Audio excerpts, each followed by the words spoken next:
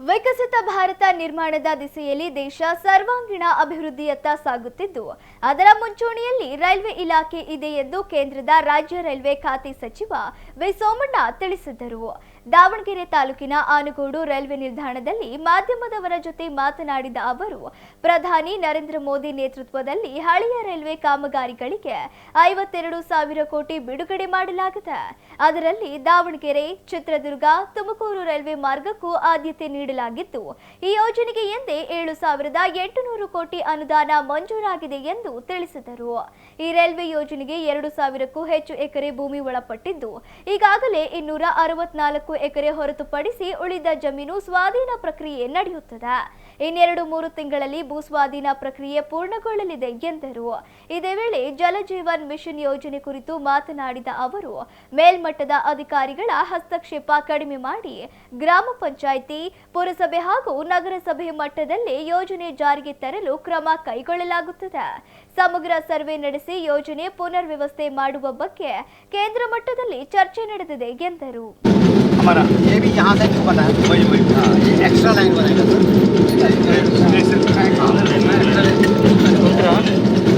ಇನ್ನು 2 ವರ್ಷದಲ್ಲಿ project acquisition ಇಲ್ಲ ಸ್ವಾಮಿ, ಇಂದು 29 ವಿಕಸಿತ ಭಾರತ 2047ಕ್ಕೆ 26-27ನೇ ಸಾಲಿನ ನಮ್ಮ ಕೇಂದ್ರ ಸರ್ಕಾರದ ಬಡ್ಜೆಟು ದೇಶದ ಅಭಿವೃದ್ಧಿಗೆ ಒಂದು ಮುನ್ಸೂಚನೆ.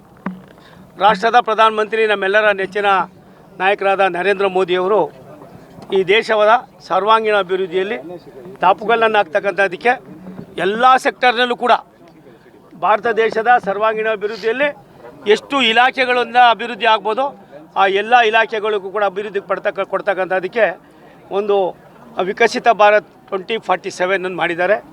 ಆ ವಿಚಾರದಲ್ಲಿ ಈಗಾಗಲೇ ನಾಗಾಲೋಟದಲ್ಲಿ ಭಾರತ ಸರ್ಕಾರದ ಕಾರ್ಯಕ್ರಮಗಳು ನಡೀತಾ ಇದೆ. ಇವತ್ತು ರೈಲ್ವೆ ಇಲಾಖೆ, ಜಲಶಕ್ತಿ ಇಲಾಖೆ, 2 ಇಲಾಖೆಗಳು ಕೂಡ ನನ್ನ ಒಂದು ವ್ಯವಸ್ಥೆಯಲ್ಲಿ ಬರೋದರಿಂದ ಇವತ್ತು ರೈಲ್ವೆ ಇಲಾಖೆಯಲ್ಲಿ 52,000 ಕೋಟಿ ರೂಪಾಯಿಗಳನ್ನು ಹಳೆಯ ಕಾಮಗಾರಿಗಳಿಗೆ ಈಗಾಗಲೇ ಕೊಟ್ಟಿದ್ದಾರೆ. ಅದರಲ್ಲಿ ಇವೆಲ್ಲವೂ ಕೂಡ ಕೈಗೆತ್ಕೊಂಡಿದ್ದೀವಿ.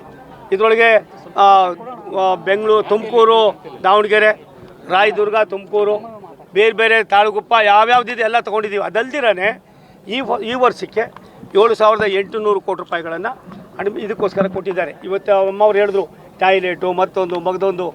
ನೀವು ನಂಬೋದಿಲ್ಲ, ದೇಶದಲ್ಲಿ ಅಭಿವೃದ್ಧಿಯಲ್ಲಿ ಮೊದಲನೇ ಸ್ಥಾನದಲ್ಲಿ ಇರ್ತಕ್ಕಂಥದ್ದು ರೈಲ್ವೆ ಇಲಾಖೆ. ಇಲಾಖೆಯ ಸರ್ವಾಂಗೀಣ ಅಭಿವೃದ್ಧಿ ಆದರೆ ದೇಶ ಅಭಿವೃದ್ಧಿ ಆಗ್ತದೆ ಅನ್ನೋ ದೃಷ್ಟಿಯಿಂದ ನಾವು ಯೋಜನೆಗಳನ್ನು ಕೈಗೆತ್ತಿಕೊಂಡಿದ್ದೇವೆ. ಅದಲ್ದಿರ ಜಲಶಕ್ತಿಯಿಂದ ಕೇವಲ ಸನ್ಮಾನ್ಯ ನರೇಂದ್ರ ಮೋದಿ ಸಾಹೇಬರು ರಾಷ್ಟ್ರದ ಪ್ರಧಾನಿಗಳಾದಾಗ 3 ಕೋಟಿ ಜನ ಇಡೀ ದೇಶದಲ್ಲಿ ಶುದ್ಧ ಕುಡಿಯೋ ನೀರನ್ನು ಕುಡಿತಾಯಿದ್ರು. ಇವತ್ತು 15.67 ಕೋಟಿ ಜನ ಮನೆಗಳು ಇವತ್ತು ಶುದ್ಧ ಕುಡಿಯೋ ನೀರನ್ನು ಕೊಡ್ತಾ ಇದ್ದಾರೆ. 5 ಲಕ್ಷ ಕೋಟಿ ರೂಪಾಯಿಗಳನ್ನು ಬಿಡುಗಡೆ ಮಾಡಿದ್ರು. ಕರ್ನಾಟಕವು ಕೂಡ ಅದರೊಳಗೆ ಸೇರ್ಪಡೆ ಆಗಿದೆ. ಇನ್ನೂ ಕೂಡ ಕೆಲವು ಯೋಜನೆಗಳಿಗೆ ಇದೆ ಅನ್ನೋದನ್ನು ಇವತ್ತು ಎಲ್ಲ ನಮ್ಮ MP ಸಾಹೇಬರುಗಳು ಮತ್ತು ಸರ್ಕಾರ ಇದಾಗಿದೆ. ನಾನು ಈ ಸೆಷನ್ ಮುಗಿದ ಮೇಲೆ ಅದಕ್ಕೋಸ್ಕರ ಇವಾಗ ಒಂದು ಸಭೆಯನ್ನು ಕರಿತಾ ಇದ್ದೀನಿ. ಕರೆದು ಮುಖ್ಯ ಕಾರ್ಯದರ್ಶಿಗಳನ್ನು ಮತ್ತು ಸಂಬಂಧಪಟ್ಟ ಮಂತ್ರಿಗಳನ್ನು ಕರೆದು ರಾಜ್ಯದಲ್ಲಿ ಯಾವ್ಯಾವ ಜಿಲ್ಲೆಗಳಲ್ಲಿ ಯಾವ್ಯಾವ ತಾಲೂಕುಗಳಲ್ಲಿ ಈ ರೀತಿಯಾದ ಶಾಶ್ವತವಾದ ಕುಡಿಯೋ ನೀರು ಯೋಜನೆಗಳಿಗೆ ಏನು ಮಾಡಿದ್ದೀರಂತ ನೋಡಿ ಅದಕ್ಕೂ ಕೂಡ ಯುಟಿಲೈಸೇಷನ್ ಸರ್ಟಿಫಿಕೇಟ್ ಪಡೆದು ಹಣವನ್ನು ಬಿಡುಗಡೆ ಮಾಡ್ತಕ್ಕಂಥ ಕೆಲಸವನ್ನು ಮಾಡ್ತೀವಿ. ನಮ್ಮ ಒಂದು ದೂರದೃಷ್ಟಿಯ ಸಂದೇಶ, ರಾಷ್ಟ್ರದ ಪ್ರಧಾನಮಂತ್ರಿಗಳ ಆಶಯ ದೇಶ ಅಭಿವೃದ್ಧಿ ಆಗಬೇಕಾಗ ಕರ್ನಾಟಕವು ಕೂಡ ಯಾವ ಸರ್ಕಾರ ಇದೆ ಅನ್ನೋದು ನಮ್ಮ ತಲೆಯಲ್ಲಿಲ್ಲ. ಇದು ಭಾರತ ಸರ್ಕಾರದ ಅಭಿವೃದ್ಧಿಯಲ್ಲಿ ಕರ್ನಾಟಕವು ಕೂಡ ಸೇರ್ಪಡೆ ಆಗಿದೆ. ಆ ನಿಟ್ಟಿನಲ್ಲಿ ರೈಲ್ವೆ ಇಲಾಖೆ ಒಂದು ಕ್ರಾಂತಿಯನ್ನು ಮಾಡ್ತಾಯಿದ್ದೀವಿ. ನಮ್ಮಲ್ಲಿ ಭೂಮಿ ನೋಡಿ ಒಟ್ಟು ಟೋಟಲಿ 2,000 ಚಿಲ್ಲರೆ ಎಕರೆ ಭೂಮಿ ಇದು ದಾವಣಗೆರೆಯಿಂದ ತುಮಕೂರುವರೆಗೂ. ಇನ್ನು ಕೇವಲ 246 ಎಕರೆ ಹೊರತುಪಡಿಸಿದ್ರೆ ಬಾಕಿ ಎಲ್ಲವನ್ನೂ ಕೂಡ ಈಗಾಗಲೇ ನಮ್ಮಲ್ಲಿ ಮುಗಿದಿದೆ.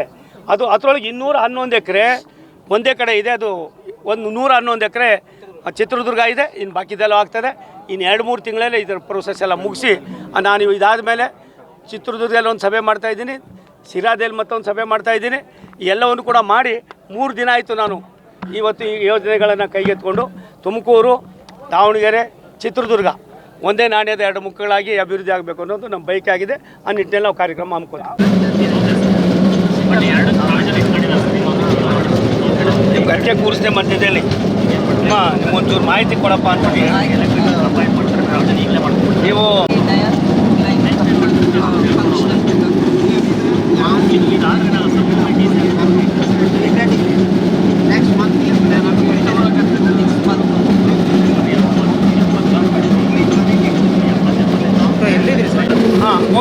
अभी देखो सर ने कॉल कर दिया, मेरा काम चल रहा है, लैंड देना बाकी उसका भी रेट है, उसको बात कीजिए।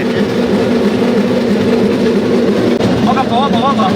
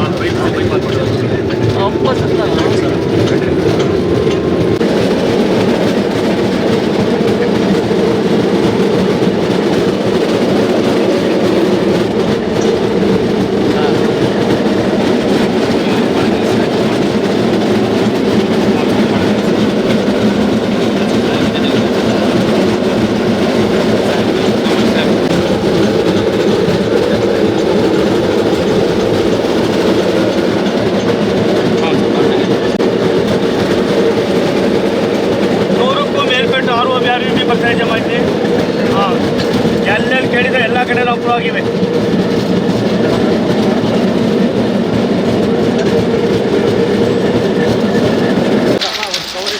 Thank you. ಕಾಲು ಹಿಡ್ಕೊಂಡು ಸಾರಿ.